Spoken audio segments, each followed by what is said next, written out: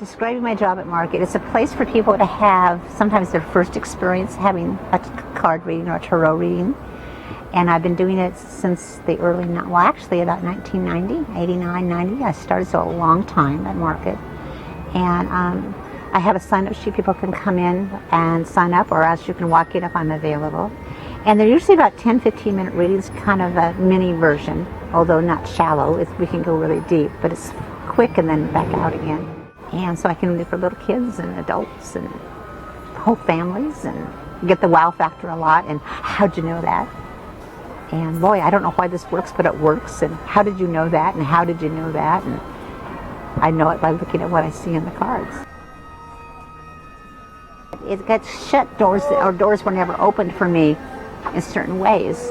And so when some doors are closed, we all make alternative choices. So both my parents worked when I was a kid. I was left alone as a young kid. So my father didn't believe in TV. So my ability to read and have a magical life was much more accessible to me. And being able to we lived in Newport, so those, that our front yard was the bay. And so I had opportunities to explore things that other kids didn't. I didn't get Manhattan, I didn't get museums, I got other things instead, so that shaped me. So, but I think that in a lot of ways it worked for me to kind of go, I'm not going to be like other kids, or I'm not going to have some of the same potential that other women might have, but what do I have? So working with what I had is I had these gifts that I loved, and it gave me permission to use them. So I feel like I'm really special in that place of opportunity to read for so many classes of people. So having a non-biased person who doesn't know you recognize you and acknowledge things about you can be so supportive.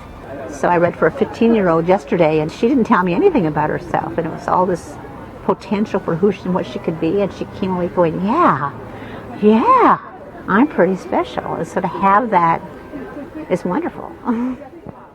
This be even under discussion, So you're compromising. Yeah. That's my son, my oldest boy. Yeah, all right. Oh, I've had people spit at me here. I've had people come in and accuse me of it, threaten me that I was the evil incarnate. So you have to just let that roll, because that's their belief system. Because the work is misunderstood, and there's a lot of craziness around it. It's like I said, and I'm because I'm right here in the corner, I'm available for people to come in and share their point of view with me, which we don't have to agree.